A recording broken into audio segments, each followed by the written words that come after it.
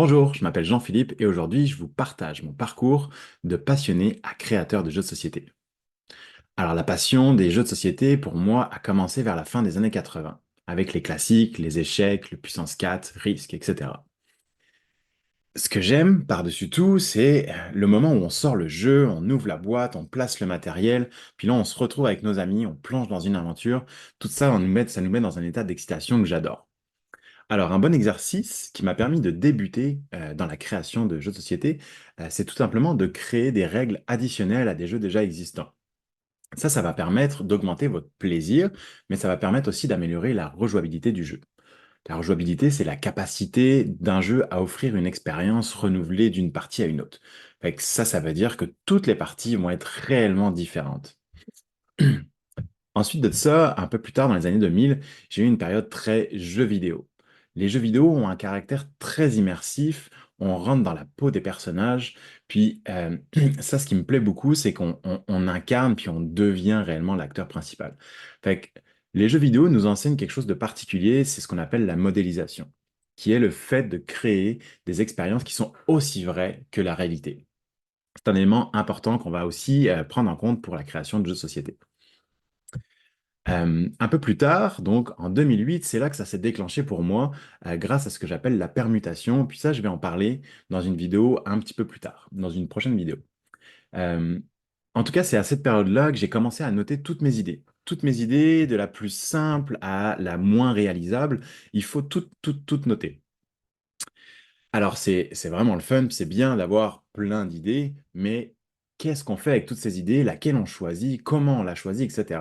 Moi, pour ma part, ce que je fais, c'est toujours le choix le plus rapide, le choix le plus intuitif, et je me pose des questions, qu'est-ce que cette idée me procure, comment j'ai envie de l'explorer, quelle idée m'appelle le plus, en tout cas, qu'est-ce qui fait que j'ai envie d'aller dans cette idée-là, pourquoi spécifiquement j'ai envie d'aller dans cette idée-là.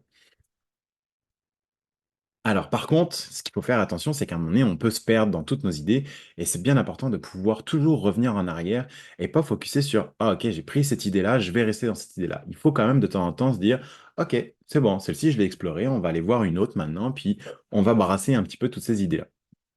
Ce qu'il faut absolument garder en tête, c'est justement quelle expérience je veux faire vivre aux joueurs et quelles émotions je veux qu'ils traversent. Ça, c'est vraiment des éléments essentiels.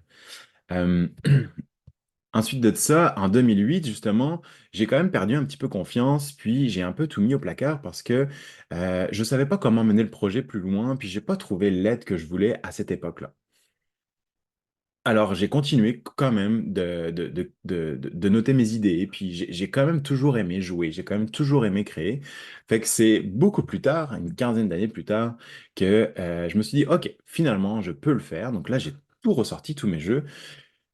Puis je me suis dit, moi aussi, je peux créer un jeu. Et comment je vais procéder? Ce que je me suis dit, c'est que j'allais traverser, j'allais parcourir en fait le Québec, puis parcourir tous les salons de jeux de société, et puis participer au plus possible de concours de prototypes.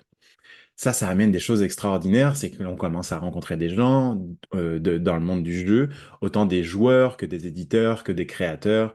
euh, toutes les influenceurs, toutes sortes de passionnés, puis surtout les gens qui vont venir à table pour essayer votre jeu, ben ça c'est extraordinaire parce qu'ils vont partager un moment ensemble. Nous, on prend un recul, on les laisse jouer, puis on va pouvoir voir euh, dans quelles émotions ils sont. Est-ce qu'ils sont frustrés? Est-ce qu'ils sont joyeux? Est-ce qu'ils adorent? Est-ce qu'ils ont du plaisir?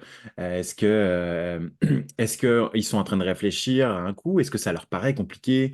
Est-ce que c'est un jeu qui leur semble intuitif, etc. Fait que tous ces éléments-là, on les note. Puis, une des choses aussi importantes, c'est à la fin, une fois qu'ils ont terminé leur partie, on va souvent recevoir la rétroaction des joueurs. Moi, j'ai aimé ça, moi, j'ai pas aimé ça, etc. Ah, tu pourrais avoir cette idée-là. On note toutes les idées. Et puis, c'est comme ça que le jeu va continuer de s'améliorer, puis d'évoluer. Euh, et puis, là où ça mène, c'est que euh, ce que j'aime le plus dans la création de jeux de société, c'est que je peux faire ce que je veux, je peux créer ce que je veux, j'ai juste à faire appel à mon imaginaire. Et grâce à ça, ben, l'objectif premier, c'est de créer une expérience unique, mais je peux faire ce que je veux. Alors, Avec tout ça, la seule chose dont vous avez besoin pour être finalement créateur de société au début, c'est du papier et un crayon et noter vos idées. Alors avec tout ça, je vous souhaite une bonne création.